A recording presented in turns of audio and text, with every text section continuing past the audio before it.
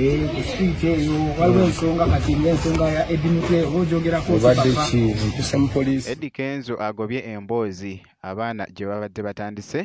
boogedde Munangatte ku Eddie Mutwe agamba nti nno Yesu wa poliisi bannange wulira byabadde ayogera Munange esayidi eno ate nga omwana mulenzi Munangatte King Saha ayugumiza Munangatte Kata ho ogamba ati obwedda yayimba munnange owedda abawagizi wali nga be bayimba ennyimba ze kugambye bazimanyi okukamulako obumazi esayidi eno ekibadde ku stage ate gubadde muzigo mwereere bampita Jaminati era nga nsinzira ku Jaminati Yugi ngenda kubeera nga ntandika n'akatambi akabadde kali mu kutwedinga ennyo ku mikutu egy'enjawulo kakati nno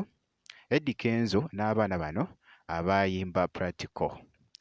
esayidi eno era nga babadde beeguddeko munnange esayidi eno kakati just babadde bali mu kwogeramu kaawo awo omulenzi munnange wali n'abako kyabuuza Eddie Kenzo nti nno waliwo munnange ate ensonga ezitambula eza Eddie Mutwe ozoogerako ki munnange esayidi eyo ho ogamba ate emboozi siweekomyawo mwana mulenzi munnange bibadde bitya mu katambi kansooke nkakuwe ate ndyoke nkomewoko ne King Saha naye nga biri bityeyo ku street egamba ki bibadde papa kujjako gye ebitambulatambula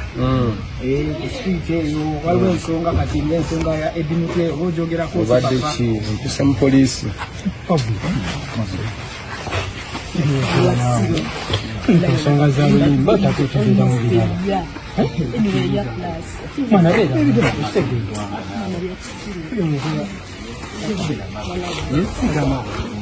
just solution smartphones ani gwe kisima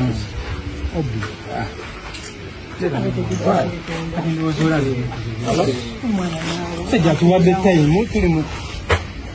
ensonga za luyimba guli mu bigenda maaso gwambuuzizako obuuza sigamba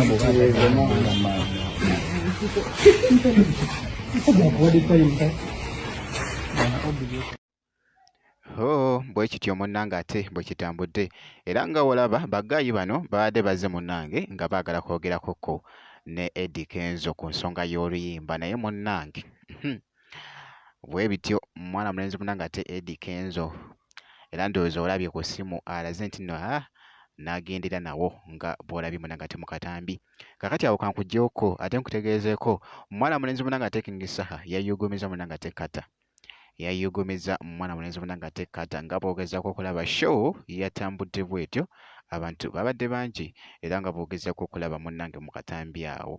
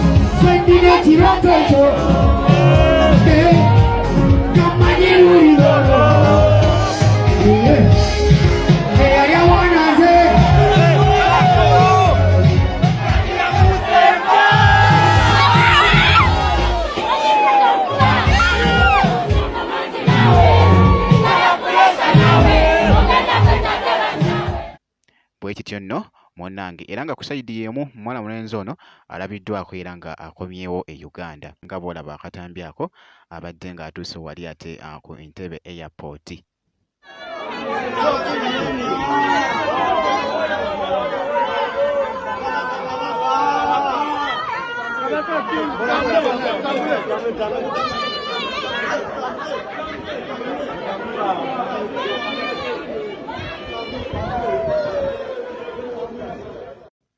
byebyo nno munnange nga bw'olabye mwana mulenzi munnange ate King Saha yakomyewo dda e Uganda esayidi eyo era nga nja kubanga ku update yonna ate n'afaayo ku muyimbi munnange ate King Saha kakasa nti no video gimpera like kosa ate n'okusubscribinga kasita obeera nga tonnaba